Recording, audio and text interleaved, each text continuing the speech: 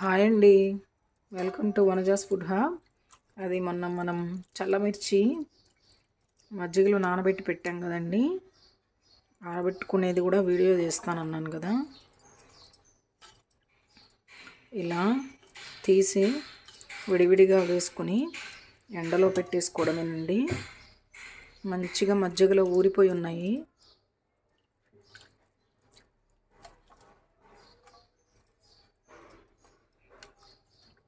కావాలంటే ఈ మజ్జిగను మనం పడబోయాల్సిన అవసరం లేదండి.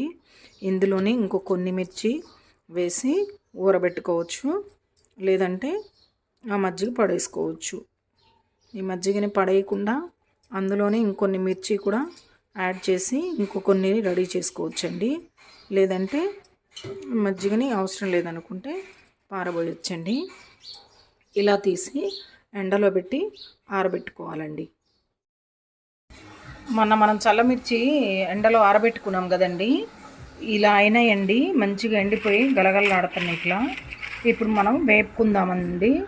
స్టవ్ వెలిగించి పాన్ పెట్టుకుని ఆయిల్ వేసి ఇవిగో కొన్ని చల్లమిర్చి వేస్తున్నానండి.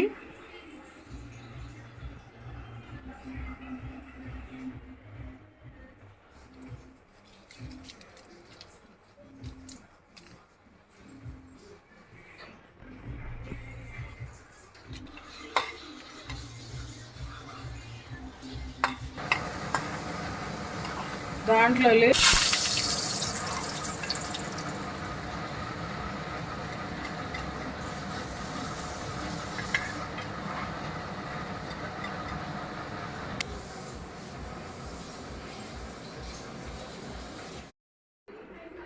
ఇప్పుడు వేడి వేడి అన్నంలో మన ఆంధ్రమాత గోంగూర వేసుకుని ఒక్క చుక్క నెయ్యి, అలా 2 స్పూన్లు నెయ్యి దట్టించి మంచిగా ఈ వేయించిన చల్లమిర్చి పెట్టుకొని